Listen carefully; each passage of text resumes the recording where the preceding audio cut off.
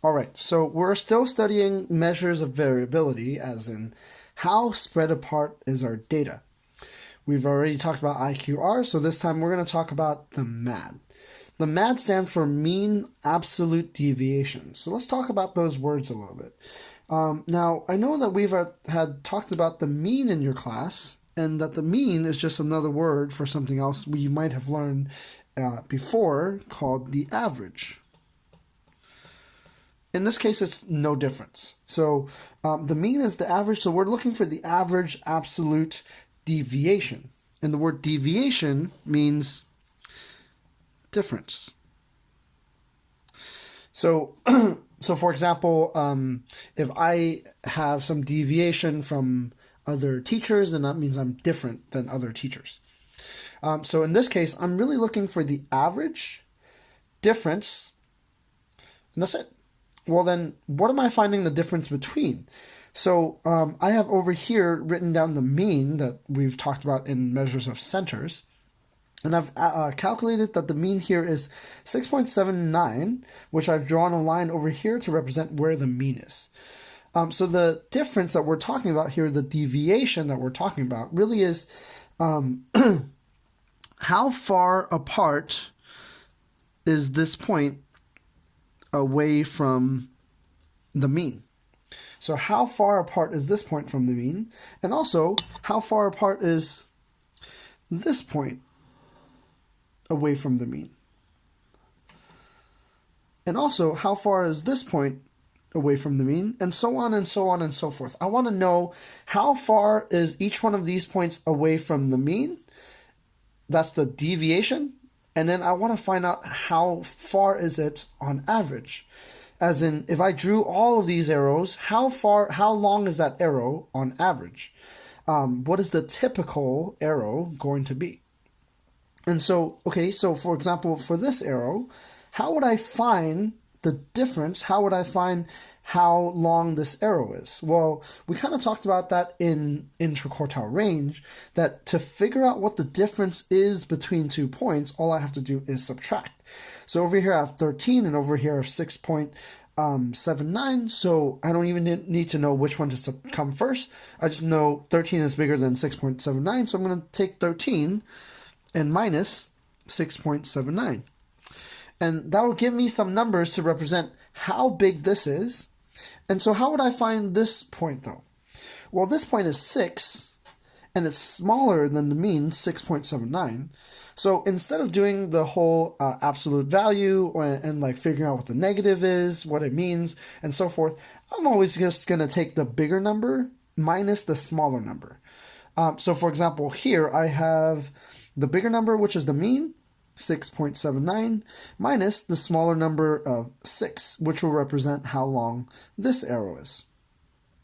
So what I'm supposed to do is to figure out what is the difference, as in how big are these arrows, and I'm supposed to find the average of them. So let me turn the page to show you a little bit more of the work that I've done. Again, I have used the red to denote where the mean is. It's 6.79. And I've drawn a bunch of arrows in purple here to represent how far apart these points are away from the mean. And I'm going to find out how long these arrows are and try to average them. So there's really 2 scenarios over here. When the points are larger than the mean, well, then I just take the point minus the mean, like we did earlier with the 13. 13 minus 6.79. But on this side, because the mean is actually bigger than these points, I should really just take the mean, 6.79, minus these numbers. So I've drawn out over here 2 different scenarios. If the number is, if it's bigger than the mean, then I have to take the number minus the mean. But if it's smaller than mean over here, I actually have to take the mean and minus that number. So I have over here just written down all of my points, starting from over here. The smallest one is 4, then I have some 5s, then I have some 6s, and then I have some 7s, and I have some 8s and 9 and 13. So for example, over here, I've written down 13 minus 6.79 because I know 13 is bigger than my mean, so I take 13 minus 6.79. So I've done some of the work already so that you can see what they are and you can double check my work. You can try it on your own as well to find out what all of these arrows are. So for example, I know that this one, I've done the work now.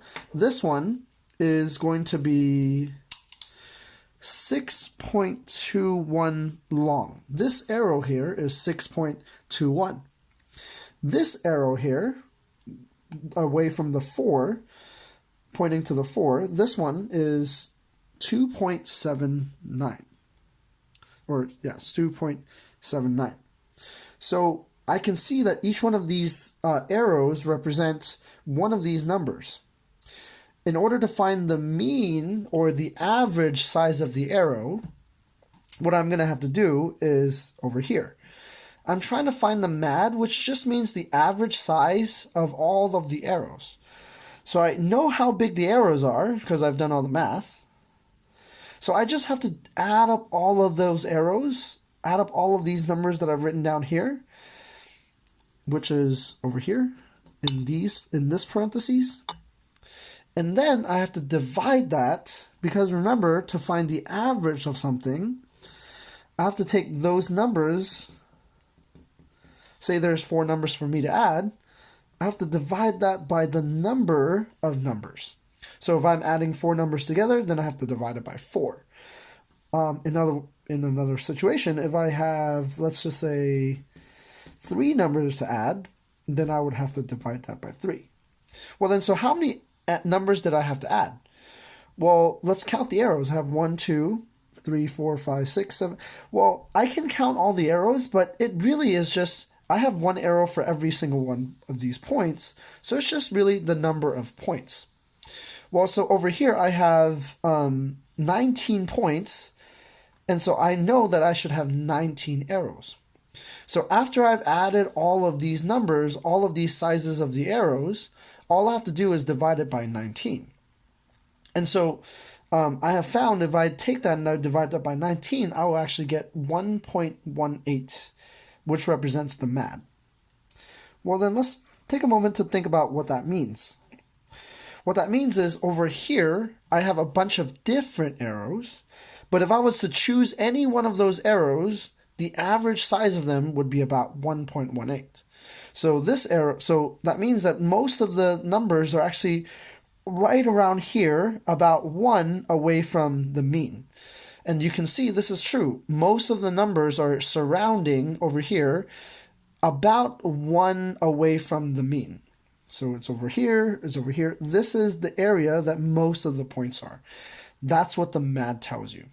So for example, if you have a bunch of numbers that are more spread out, so that they're more over here, well then all of those arrows will be longer, so that the mean, the average of those arrows will be longer as well.